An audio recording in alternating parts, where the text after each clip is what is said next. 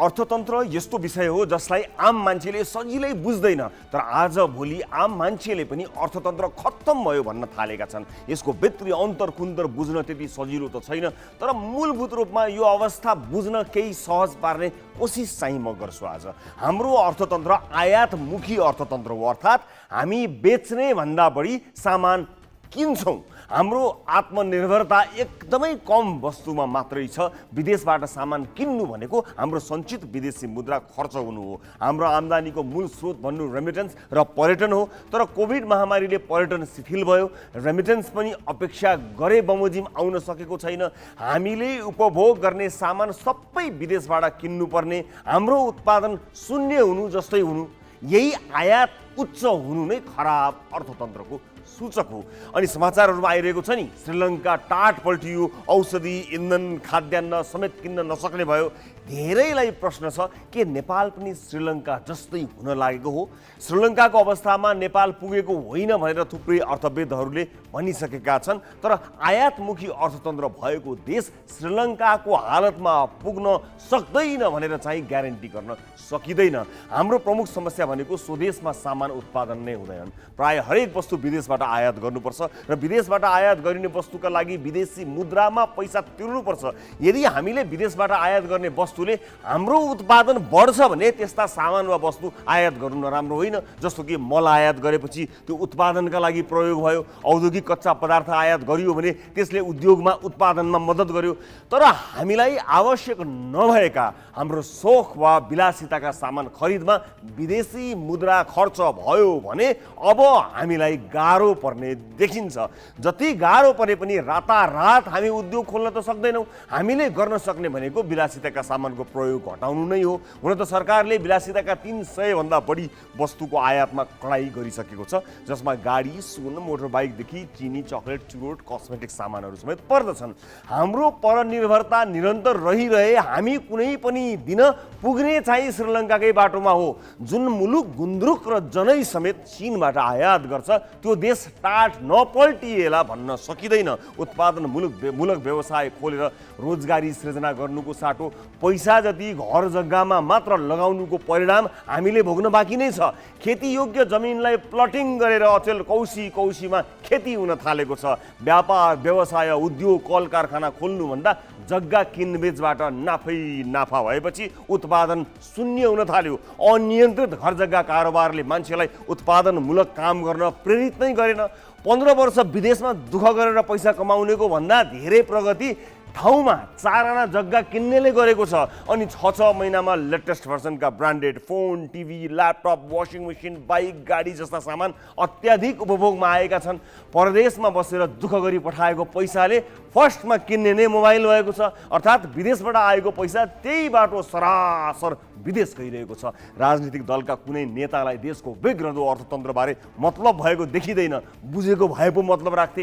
अनि 3-4 जना अध्यक्ष राख्ने एनआरएनए अहिले पनि काम नलागे कहिले काम लाग्ला। अर्बौंपति रहेको एनआरएनएले आफ्ना संसारभरिका सदस्यहरूलाई भन्नु पर्यो कि केही समयका लागि नेपालका बैंकमा विदेशी मुद्राको खाता खोलिदिनु पर्यो। आफ्नो पहलमा कम्तीमा एकजना विदेशी पर्यटक नेपाल पठाइदिनु पर्यो। एनआरएनएको सदस्य नै नहुने दाजुभाइ दिदीबहिनीहरूलाई पनि भनौँ कि देशका लागि केही गर्ने अवसर अब यो पनि हो है। अन्त्यमा विलासिताका सामानको प्रयोग रोकौँ, विदेशबाट पैसा पठाउँदा हुन्डी नगरौँ, लिगल च्यानलबाट रेमिटेन्स पठाउँ र विदेश भएका नेपालीले नेपालमा डलरको खाता खोलौँ। अनि नेपालमा भएका नेपालीले चाहिँ के गर्ने? भिजनलेस नेतालाई गत चुनावमा भोट हालेको हातलाई एकपटक मुड्कीले हान्ने र अबको चुनावमा त्यस्तो गल्ती नगर्ने कसम खाने। सब ठिक हुँदै जाला। आउनुहोस् सुरु गरौँ जनताको चासो, गुनासो र प्रश्न सहितको विशेष कार्यक्रम सिधा कुरा। ब्रेकपछि स्वागत छ सम्पूर्ण दर्शक महानुभावहरूलाई सिधा कुरामा। सबभन्दा पहिला आजको पहिलो विषयतर्फ लिएर जान्छ दर्शक महानुभावहरू। विभिन्न विषयहरू छन् आजको कार्यक्रममा। सुरुवात यहाँबाट गरौँ। नेपालको बाह्य खाता सन्तुलन बिग्रदै जाँदा अर्थतन्त्रमा सङ्कटको घन्टी बजेको जानकारी आउन थालेको छ।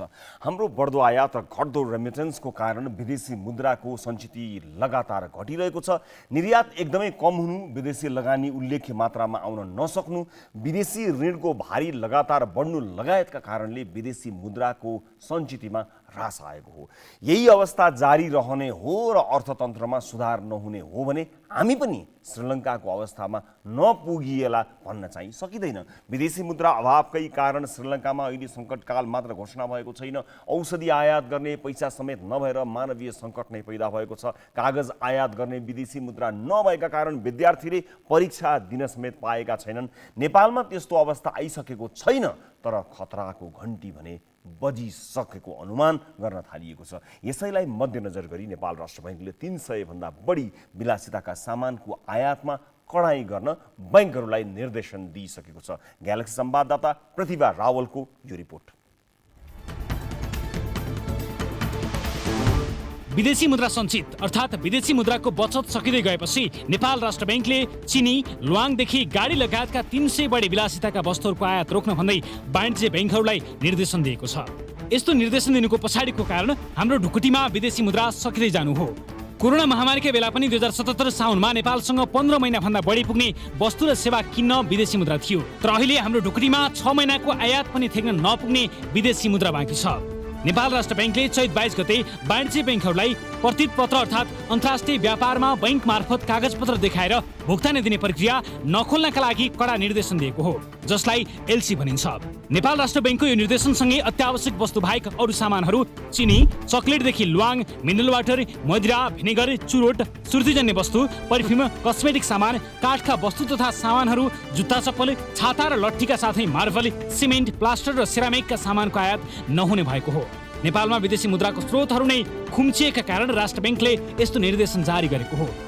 विदेशी मुद्रा सञ्चित कम हुनुको कारण नम्बर 1 व्यापार घाटामा वृद्धि। नेपाल राष्ट्र बैंकले प्रकाशन गरेको चालु आर्थिक वर्षको 7 महिनाको तथ्याङ्क अनुसार कुल वस्तु व्यापार घाटा 38.04% वृद्धि भई 10 खर्ब 15 अर्ब 81 करोड पुगेको छ। अघिल्लो वर्षको सोही अवधिमा यस्तो घाटा 0.7% घटेको थियो।